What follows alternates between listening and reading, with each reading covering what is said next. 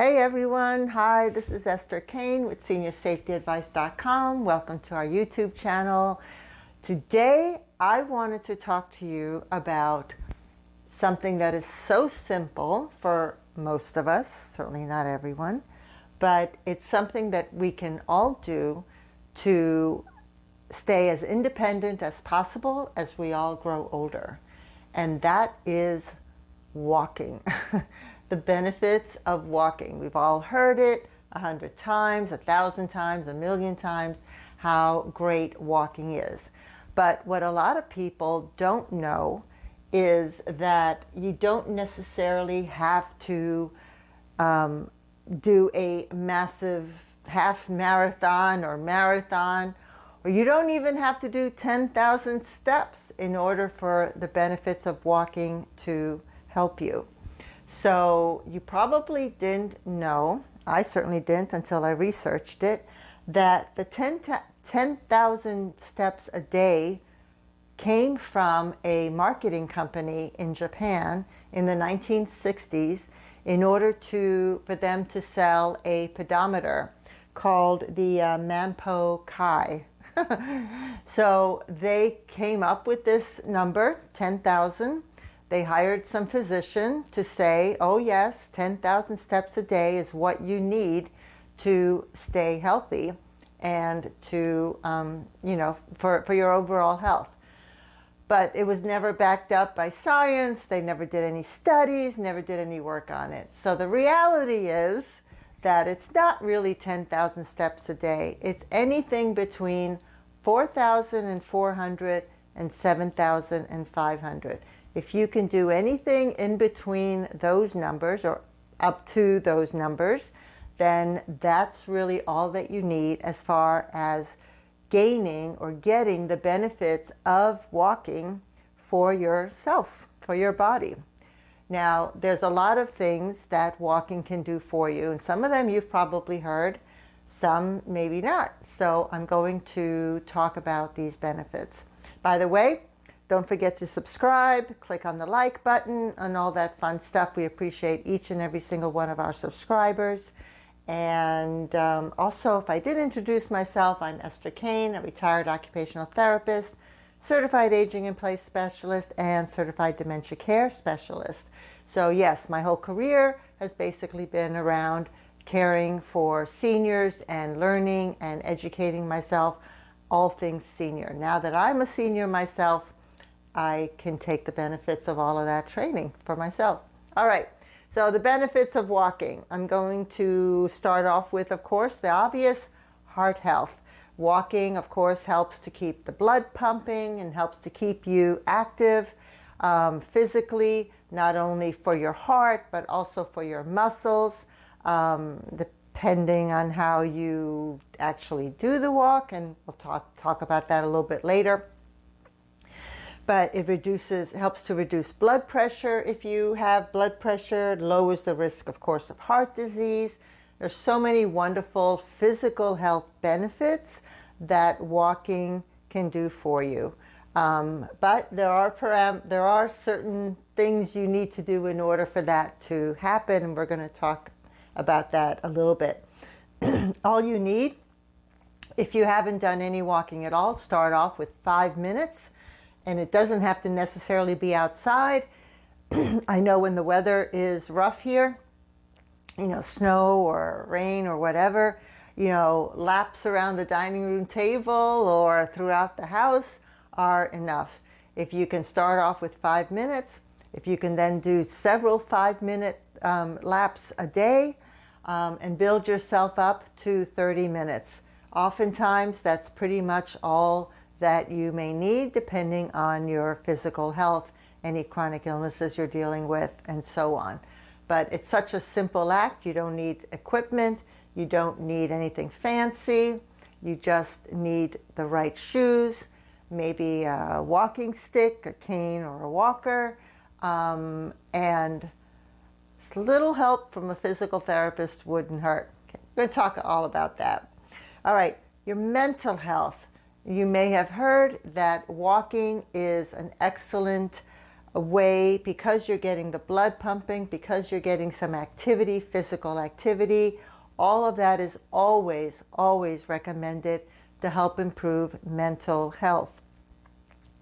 It, builds up, releases endorphins, which, basically are known as the feel-good hormone, and it helps to keep you active and moving. We all know that when we're performing activities, be it crafts or just household tasks, that you just tend to feel better versus just laying on the couch and just vegetating or just, watching TV or anything like that. Of course, you need those moments too to relax and rebuild your strength, but at the same time, you also need physical activity to help with your mental health. And if you suffer from anxiety and depression, I know I suffer from anxiety, physical activity really does help to reduce that. That and some good breathing exercises.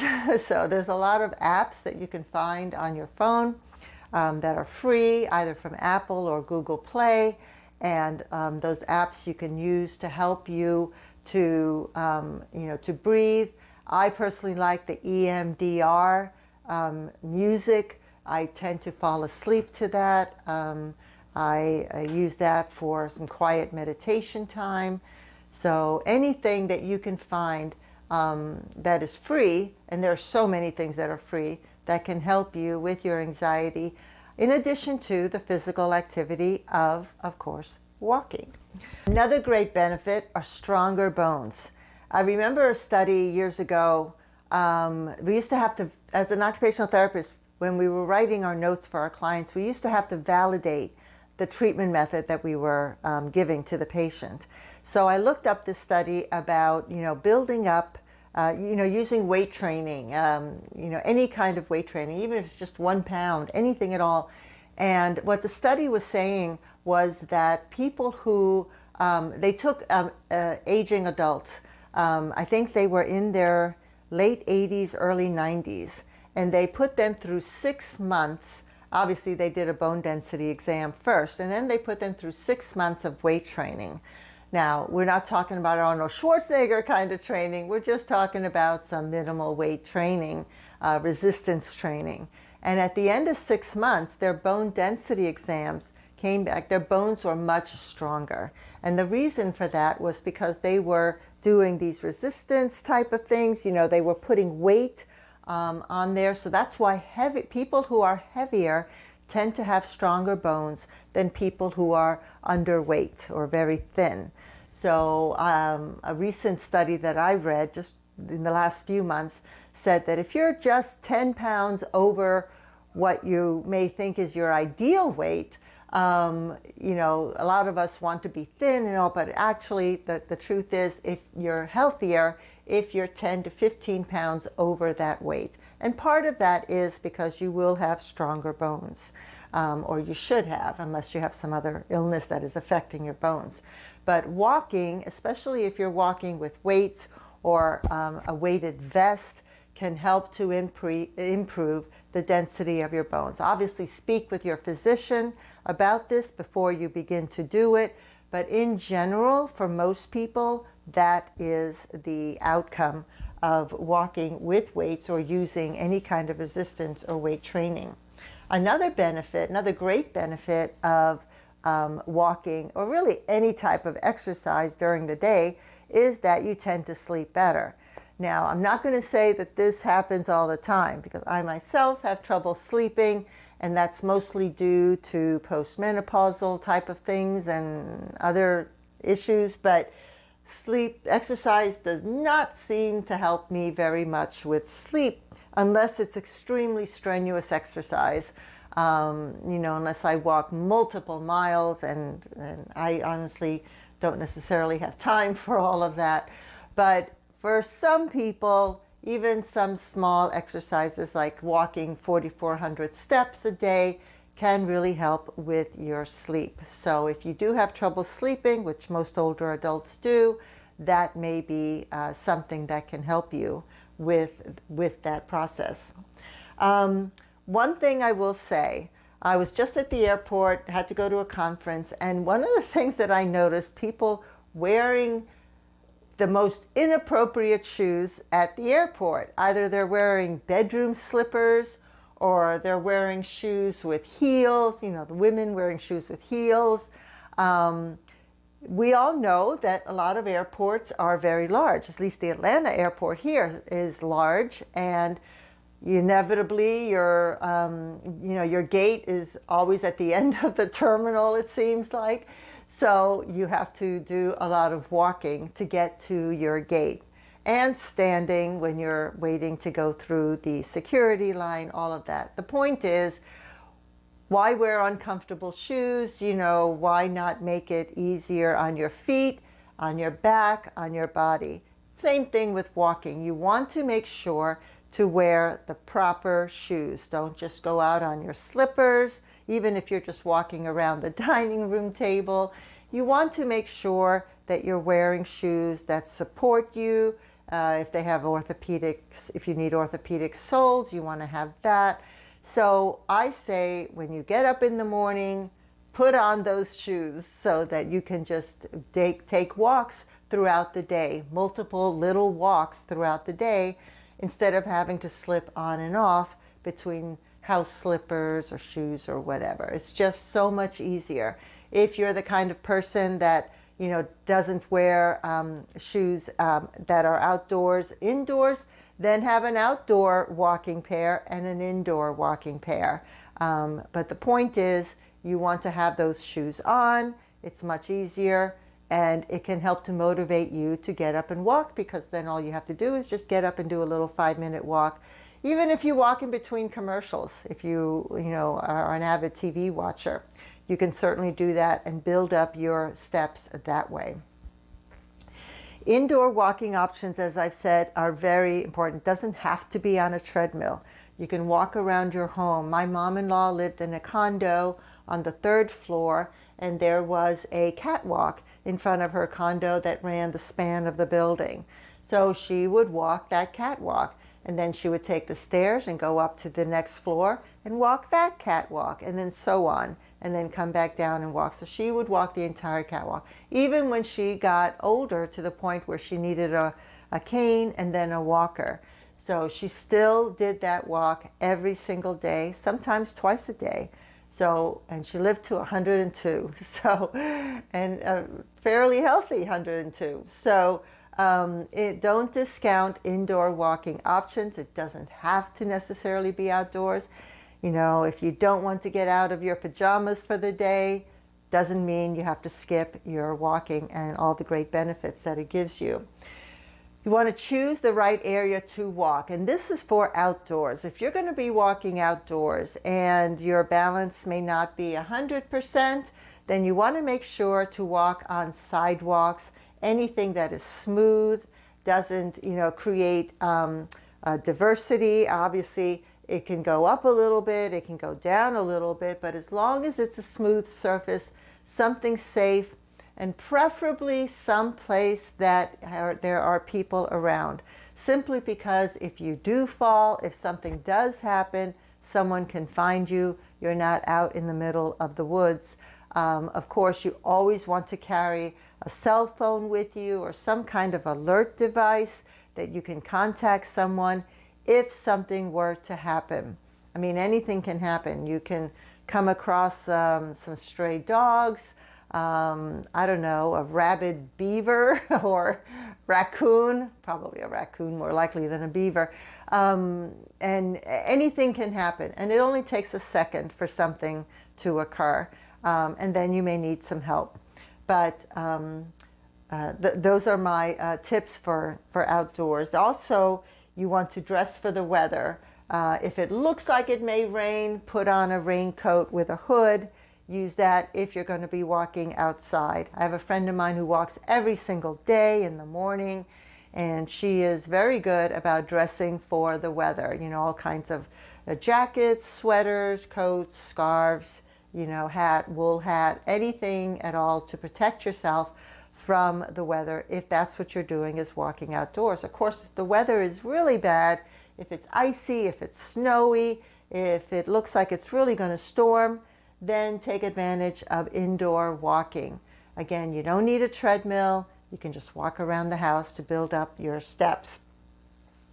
You want to also use some type of a walking device. I personally like walking sticks because it forces you to use your arms as well as your walking, which is another great benefit for your heart. But also, if you do come across a pack of stray dogs, a rabid raccoon, depending on where you live, of course, you're not going to come across these. You can use the sticks to help protect you. Again, now they have sticks that have lights on them, although I don't necessarily recommend walking at night, but they have lights on them. Some have GPS trackers on them, which I love the idea of GPS trackers on everyone. I think we all need someone to monitor where we are. I know that may sound a little creepy sometimes, but it's just the safest way to be found in case anything were to happen. It's not as if people have time all day long to look at where you are, but it's a good way to find you in case they can't find you. So the other thing with walking sticks are also, they give you some kind of support, something to lean on, especially if you have back pain. With back pain, you can't always walk very fast and you can't always walk very far. So sometimes you just need to stop and rest and let those muscles relax a little bit before you move on, and you can support yourself on those walking sticks. Of course, if you use a cane or a walker, then that's is what you take with you, obviously. And with a walker, it's very important to try to, again, use very smooth surfaces like sidewalks, anything at all that you can do to avoid grassy areas, rocky areas, anything like that that may cause you to lose your balance a little bit. The very last thing is posture and technique. Now, I recommend speaking with your physician, of course, before you start any exercise program, but I also recommend getting a referral for a physical therapist. Have them assess you while you walk. Have them tell you, well, you're really leaning forward. You may not realize that you're doing that, or your head is really forward while you're walking. Try standing up, further up, maybe looking up to force yourself to stand further straight. Of course, while you're walking, you tend to look down because you want to make sure you're not stepping on a crack or a loose tile or anything like that. And as a result of that, most of us, as we get older, we tend to start walking like this, all bent down. Of course, that doesn't help your muscles if you're training them to be all bent and crunched and compressed. So you want to have a physical therapist help you, maybe use a back brace, anything to shoulder brace, anything to help you to lift up so that you can walk, you can see ahead, and at the same time you're using proper posture, which can help your muscles, your bones, and your mental health all over, the whole gestalt. So those are the tips that I have on not only the benefits of walking, but how to do it properly, how to do it safely. And it's such an easy thing that we can all do multiple times a day. Like I said, anywhere between 4,400 and 7,500 steps is all that, science has proven that that's all you really need to gain the benefits of walking. So put on your Fitbit, take the hike around the dining room table or outdoors if you can. Take little 5-minute walks or walks, I think commercials pretty much are 5 minutes anymore. It seems that way anyway. And just enjoy the benefits of such an easy, absolutely free activity.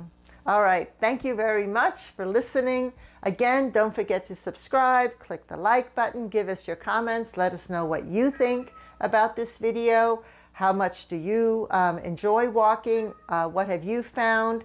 Do you wear certain clothing? Do you tend to walk at night, so you wear colored, bright clothing?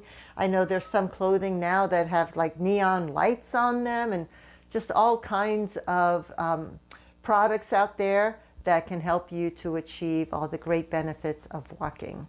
All right, take care, and I will see you next time. Bye.